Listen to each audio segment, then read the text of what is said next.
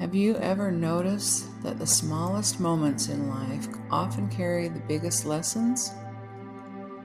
Strength, mistakes, loss, joy, all the little moments that make up a life.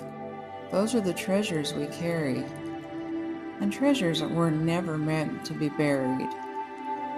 Hi, I'm Janine Thompson, and I'm so glad you're here. Pull up a chair and stay a while. Ask you something. Have you ever read a Bible verse so literally, so completely literally, that it got you in trouble?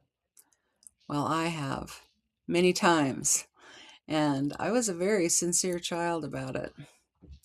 Today I want to share a few of those moments with you. Because looking back, I think that those earnest, sometimes ridiculous childhood questions were pointing at something real, something I still think about. Let's start with the streets. When I was a kid, I heard someone mention that according to Revelations 21:21, the streets of heaven are paved with pure gold. Now, whatever your beliefs are about what that means, I want to tell you what it meant in my child's eyes. Well, it meant trouble. For one thing, I pictured those streets as terribly slippery when wet. I had visions of heavenly citizens politely sliding past each other like they were saints on ice skates. And with the glory of God shining every second, surely those streets would be hot. I wondered if heaven required special footwear, something with really good tread. And glare was another concern. If everything is gold and God's glory is always shining, I assume heaven might require some pretty sturdy sunglasses, possibly even the kind that welders wear. But then the verse said something that stopped me cold. It said that the gold was so pure it was like transparent glass. That was too much for my young brain. Gold is gold after all, and glass is glass. One is yellow and shiny, and the other you'll walk into accidentally if someone closes the sliding door. So how exactly does a street be both? And if gold is transparent, what can you see through it? What's under there that God wanted to show off? Heavenly plumbing? Angel parking lots? The basement of eternity, maybe? Years later, when reading about something called transparent gold, I came across the idea that, such gold could behave somewhat like a mirror. Streets that reflect us perfectly. A whole city where every step quietly says, "There you are." And that brought to mind another passage from 1 Corinthians 13:12, which says that one day we will know fully as we are fully known. Now, I've often heard people say that means in heaven we'll finally understand everything and we'll recognize each other perfectly. No confusion, no misunderstanding, no wondering if people really mean it when they say, "I'm fine."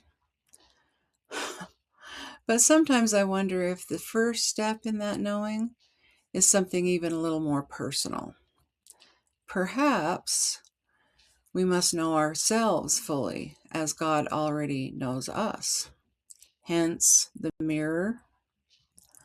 Now, it's not a mirror to embarrass us, I wouldn't think, but one that means to clarify us, a reflection without distortion, without excuses, without the strange filters that we put on ourselves down here.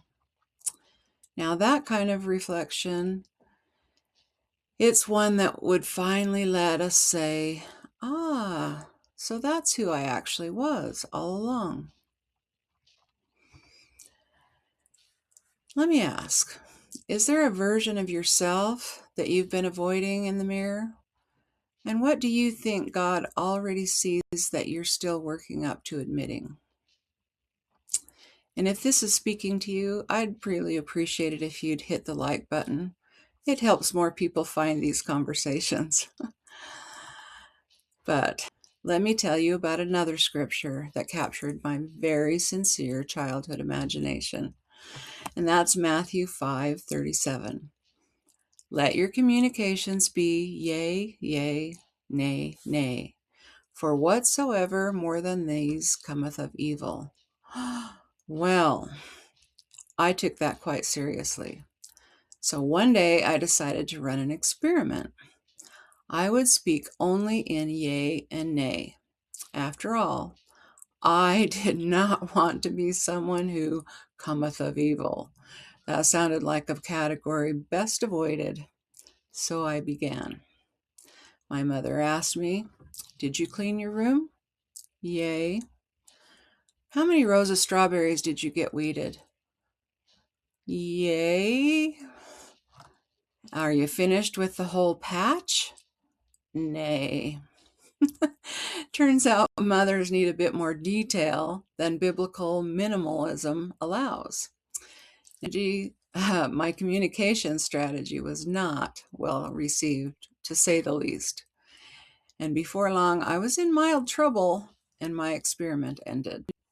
Apparently, God intended for us to have slightly larger vocabulary when explaining agricultural progress. Another problem was that after a while, I actually became bored with my limited speech. Half the time, I sounded like a horse or a goat, with all that neighing and yaying. Yay, nay, yay. And at one point, I was actually starting to annoy myself. Eventually, I concluded that perhaps God had not actually forbidden the use of other words. Maybe he was just encouraging honesty rather than livestock impersonations. Well, let me ask you, if you could only say yes or no for a full day, what conversation would be the hardest? Oh, sometimes my childhood ponderings come back to me now, even in my later years. And I rehearse those old thoughts and I laugh at how seriously I took everything. But I also noticed something else. Children ask questions that adults often stop asking. Like, how can gold be like glass? And why would heaven have mirrors? And what does it really mean to speak plainly? And every now and then, those childish questions open a small window into something wiser than the answers we thought we had. It makes me suspect that curiosity itself might be one of God's quieter gifts. Just a little nudge that says, look again. And perhaps one day, if those golden streets really do shine like mirrors, we'll finally be able to clearly